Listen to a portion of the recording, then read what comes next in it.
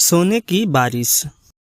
एक छोटे से गांव में रमेश नाम का एक किसान अपनी माँ और बेटी के साथ रहता था। वह एक आलसी और लापरवाह आदमी था। अपने इस आलसी की वजह से उसको कई बार काम से भी निकाला गया।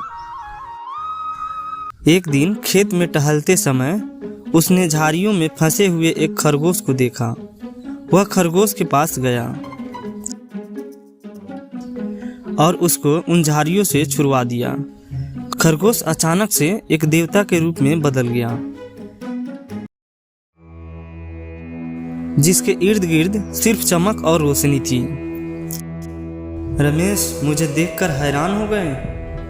कई साल पहले एक साधु ने मुझे श्राप दिया था अपनी गलतियों के लिए, और ये श्राप तभी टूटने वाला था जब कोई मुझे सच्चे मन से मदद करे।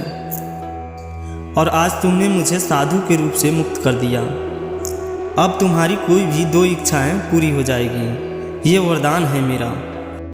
रमेश इस देवता को देखकर हैरान ही रह गया। देवता उसको यह वरदान देकर गायब हो गया। रमेश सोच में पड़ गया कि यह वरदान काम करेगा या नहीं। अगर यह सच है तो चलो पहले इसको परख लेते हैं। मैं क्या मांगूं? काफ़ी देर तक रमेश सोचता रहा।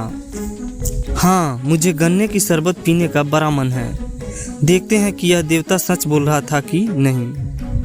ऐसा सोचकर रमेश ने अपनी आंखें बंद की और यह मांगा कि उसको 10 प्याले गन्ने का शरबत मिल जाए। तुरंत उसके सामने 10 प्याले ताजे गन्ने के शरबत प्रकट हो गए।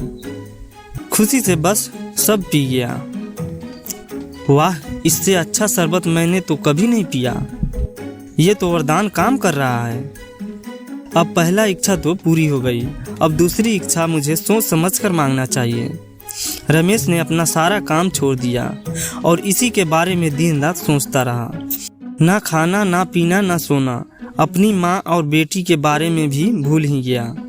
अचानक से एक दिन उसने फैसला लिया। माँ, कहाँ हो? जल्दी से इस छोटी को लेकर इधर आओ। उनके आते ही रमेश ने आंखें बंद की और प्रार्थना करने लगा। देवता, मेरे घर के ऊपर सोने के सिक्कों की बरसात करना।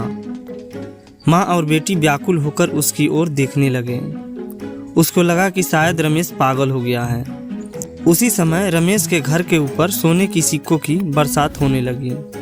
यह देखकर खुशी से वह झूम उठा। रमेश की माँ भी आश्चर्यचकित रह गई। बेटी भी यह अनोखा नज़ारा देखकर नाचने लगी। जल्द गांव के लोग उसके घर के बाहर जमा हो गए, यह सोने की बरसात देखने के लिए। पूरा घर सोने से भरने के बाद बरसात खुद रुक गया और सब लोग ने रमेश की कहानी पर यकीन कर लिया।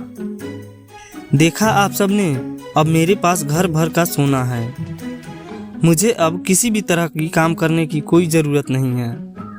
मैं जीवन भर खुशी से रह सकता हूँ। रमेश की माँ ये सोचने लगी कि वे रमेश पर तरस खाए या उस पर गुस्सा निकाले। सुनो, मेहनत की कमाई में जो खुशी है और किसी में भी नहीं है। बेटा, अगर बिना कमाए घर पर ही बैठे रहोगे तुम और भी आलसी और बेकार बन जाओगे। तुम जैसा आदमी जो इतना लापरवाह है, उसको इतना बड़ा वरदान मिल गया और तुमने इस वरदान को ऐसे इस्तेमाल किया, अफसोस की बात है। और कितने सालों तक बिना काम किए बैठोगे। मेहनत से काम करने पर तुम्हें समाज में दोस्त और इज्जत भी मिलेगी। अचानक से रमेश को एहसास हुआ कि सब ठीक बोल रहे हैं। उसने समानता से सोने को गांव के हर एक घर में बांट दिया और थोड़ा सा अपनी बेटी के लिए भी रख दिया।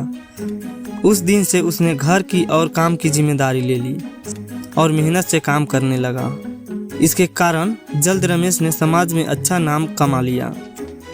मेहनत की कमाई में जो संतुष्टि है वह मुफ्त के माल में नहीं।